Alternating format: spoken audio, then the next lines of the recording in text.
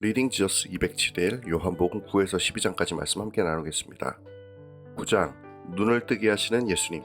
예수님께서 태어날 때부터 시각장애를 가진 사람을 보셨습니다. 이러한 커다란 장애의 원인을 죄라고 생각했던 당시 사람들처럼 제자들 역시 이 사람의 장애 원인에 대해 예수님의 의견을 물었습니다. 예수님은 죄 때문이 아니라 하나님의 일을 나타내기 위함이라고 말씀하셨습니다. 그리고 참 빛 되신 예수님은 그에게 실로암 연못에서 눈을 씻으라 하셨고 그대로 순종한 사람은 곧 눈이 보이게 되었습니다.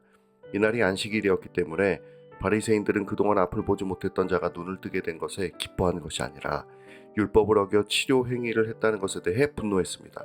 안식일에 고침을 받아 사람들이 내쫓아버린 사람을 예수님께서 찾아가셨습니다. 예수님은 그에게 그리스도를 믿느냐고 물으셨습니다. 이 사람은 눈을 뜨기 전에 예수님을 만났기 때문에 예수님을 본 적이 없었지만 예수님의 목소리를 기억했던 그는 직감적으로 예수님을 알아보았습니다. 그리고 그는 예수님께 경배했습니다. 하나님의 일이 무엇이었지 나타내는 데 사용되었던 그는 하나님의 영광을 드러내었고 반대로 하나님의 뜻을 따르지 않는 자들은 오히려 영적으로 앞을 보지 못하는 자들로 살아가게 되었습니다. 10장 선한 목자 예수님. 목자는 양을 보호합니다. 양은 신뢰하는 목자의 음성을 듣고 그의 보호 안에 들어옵니다. 목자와 양은 서로를 알아보고 사랑을 주고 사랑을 받습니다. 목자는 양을 해코지하지 않습니다. 도둑이나 늑대와 같은 맹수들과는 다릅니다. 예수님은 자기 백성을 위해 이 땅에 오신 선한 목자입니다. 일반 목자는 양을 위해 목숨까지 버리지는 않지만 예수님은 자기 백성을 위해 기꺼이 자기 목숨까지 내놓으시는 선한 목자이십니다. 그러나 정작 선한 목자의 양인 이스라엘 사람들은 그리스도를 기다린다 말하지만 그리스도를 존중하지도 않고 그의 음성을 듣지도 않았습니다. 오히려 몇몇 종교 지도자들은 하나님의 말씀을 이용하여 자신들의 유익을 챙길 뿐이었습니다. 하지만 선한 목자이신 예수님은 자기 양을 찾으십니다. 그리고 예수님의 양은 그분의 음성을 알아듣고 예수님께로 나아갈 것입니다. 하지만 많은 유대인들은 여전히 이를 믿지 못하고 오히려 예수님을 죽이려 했습니다.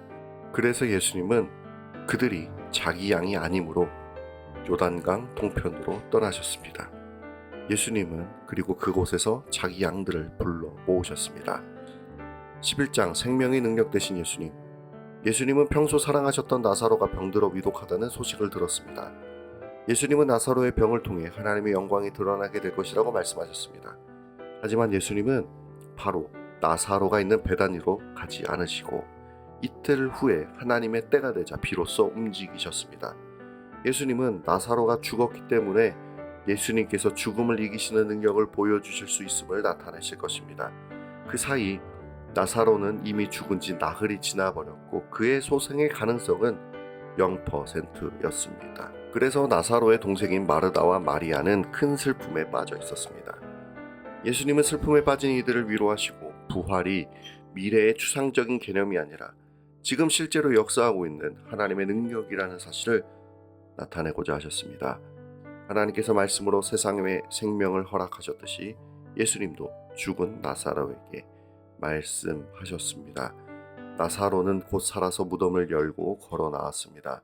죽음으로 울음바다였던 현장이 생명으로 웃음이 가득한 자리로 회복되었습니다. 생명의 빛이요 생명의 주님은 바로 하나님의 아들 예수님이십니다.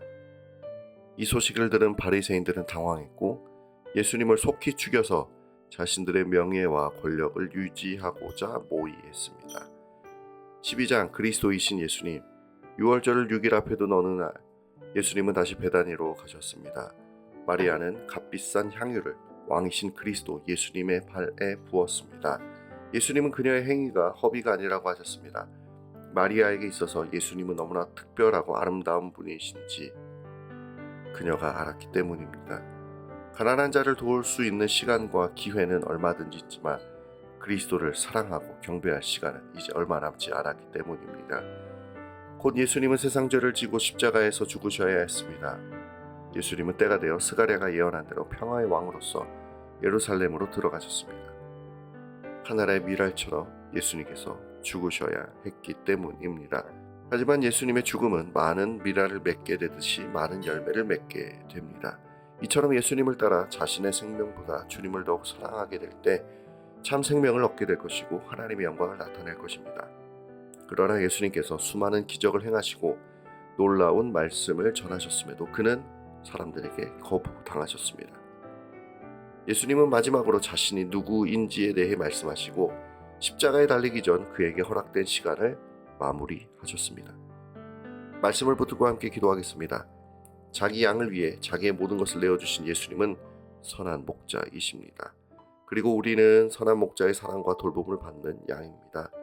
내가 주의 은혜 안에 있음이 얼마나 크고 아름다운 일인지요. 감히 누릴 수 없는 은혜를 누리며 내 영혼이 힘을 다해 주를 기뻐하고 즐거워합니다. 내가 나사로와 같이 이미 허물과 죄로 죽었다가 주의 부르심으로 생명을 누리게 되었으니 나의 평생토록 주의 은혜에 감사하며 마리아처럼 나의 가장 귀한 것을 아낌없이 예수님께 드리는 인생 되게 하옵소서. 주님, 당신의 영광을 드러내시고 우리의 찬송과 경배를 받아 주옵소서.